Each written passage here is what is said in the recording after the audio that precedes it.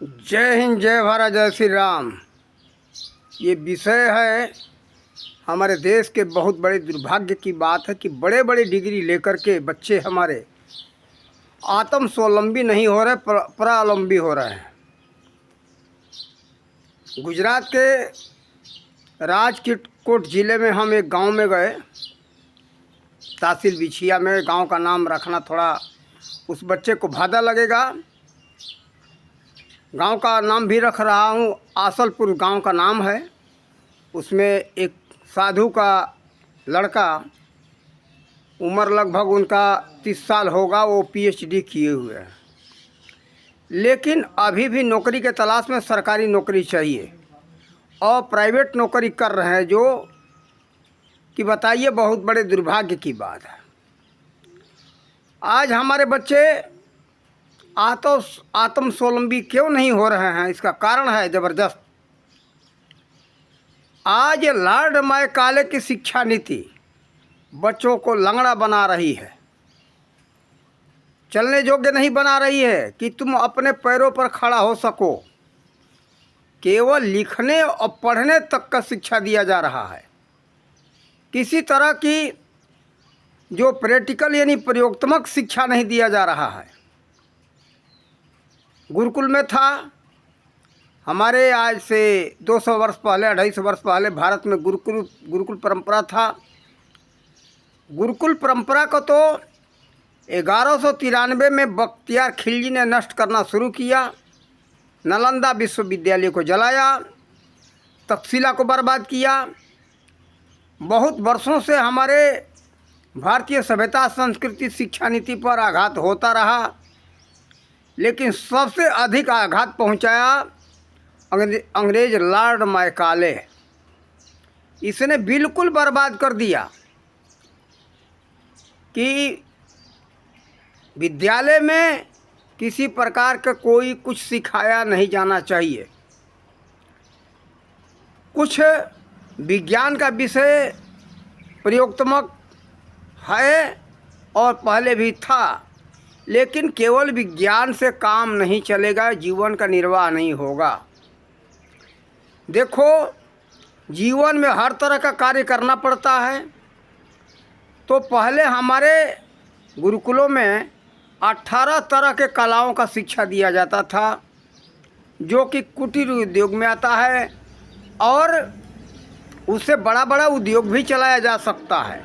उसको चाहे बड़ा रूप बना लो या छोटा रूप बनाओ। देखो, उसमें सैनिक शिक्षा भी था, कृषि शिक्षा था, चिकित्सा विज्ञान था, कृषि ये पशुपालन था, लोह कला, सुवर्ण कला, यानी हर तरह की काष्ठ कला इत्यादि हर तरह की कलाएं हमारे बच्चों को सिखाया जाता था। वो बच्चे सभी कार्य में निपुण होते थे, इसलिए वो परावलंबी हुआ नहीं होते थे। वो बच्चे आत्म स्वावलंबी होते थे। जो जीवन में सभी कार्य करना जानता है, कभी नौकरी के आश्रित रहेगा ही नहीं। आजकल विश्व में हर जगह क्या समस्या है? बेरोजगारी। कार्य बहुत पड़ा हुआ है, लेकिन बच्चों को ऐसा बना दिया जा रहा है कि बच्चे आलसी होते। बच्चों से कोई पढ़ते समय तक काम नहीं कराया जाता। जो बच्चा जितना जीवन में अपने पढ़ाई का, उसका शिक्षण का कार्य है, उतने समय तक वो कोई कार्य नहीं करेगा, तो आलसी होना ही होना है। देखो, इससे क्या होता है? बच्चों में कार्य करने का क्षमता नहीं है, शरीर में शक्ति नहीं है और कार्य करने का ज्ञान नहीं है। इसलिए हमारे बच्चे विश्व भर में बेरोजगार हैं। बेरोजगारी का बहुत बड़ी समस्या यही है। गुरुकुल परंपरा टूटा, सभी तरह के हमारे समाज में, पूरे विश्व में समस्या बहुत बड़ी खड़ी हो गई। कोई नैतिकता की शिक्षा नहीं। पहले था तो धर्म सापेक्ष शिक्षा था, अध्यात्म से जुड़ा हुआ था, और प्रयोगात्मक जो है आध्यात्मिक शिक्षा दिया जाता था।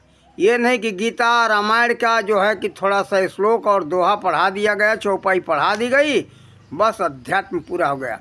इतने से अध्यात्म पूरा नहीं होता है। अध्यात्म का जो है पूरा प्रशिक्षण होता है, प्रयोगात्मक शिक्षण दिया जाता है और बच्चों से ध्यान सुमिरन कराया जाता है, तब जाकर के वो नैतिक पूर्ण होते हैं। तो देखो ये सब का बहुत बड़ा कारण है। अखिलेश यादव जिस समय थे उत्तर प्रदेश में मुख्यमंत्री, तो सचिवालय के अंदर केवल चपरासी के स्थान खाली था, एक स्थान खाली था जिसके लिए 250 बच्चे पीएचडी जो डिग्री प्राप्त किए थे, चपरासी के लिए आवेदन वो किए थे। अन्य डिग्रियों की तो बात ही नहीं। अरे 2.5 लाख तो केवल नहीं 250 बच्चे केवल पीएचडी किए हुए डिग्री वाले थे, जिसमें 2.5 या 3 लाख ऐसे कुछ सभी का संख्या था। सभी लोगों ने एक स्थान के लिए 2.5-3 लाख बच्चे आवेदन किए थे, जिसमें 250 बच्चे तो केवल पीएचडी डिग्री वाले आवेदन किए थे। बताओ कितना दुर्भाग्यपूर्ण बात है। इतना बड़ा बड़ा डिग्री प्राप्त करके, इतना बड़ा उपाधि ले करके बच्चे हमारे विद्वान नहीं हो रहे हैं, आत्म स्वावलंबी नहीं हो रहे हैं, परावलंबी हो रहे हैं, नौकरी के आश्रित है जी। ये लॉर्ड मैकाले की शिक्षा नीति का देन है।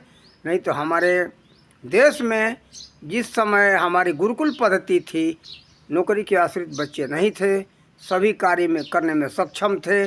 उस समय हमारे देश में विद्वान हुआ करते थे, बड़े बड़े विद्वान हुआ करते थे। आज वैसे विद्वान भी नहीं हो रहे हैं, और दूसरी बात ये पर आश्रित हो रहे हैं। अपने पैरों पर खड़े होने की इनके अंदर क्षमता नहीं है।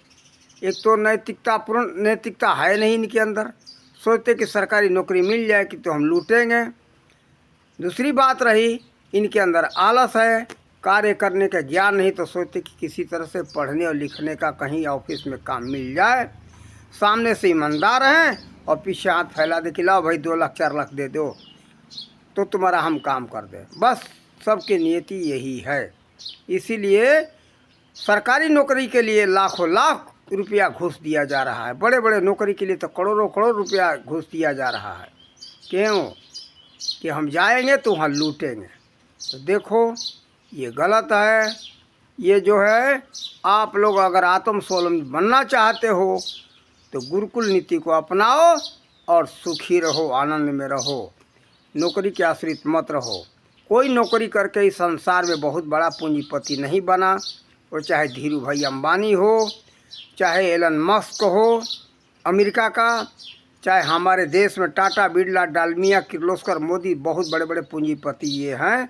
नौकरी करके नहीं हुए, अपना उद्योग धंधा करके हुए हैं।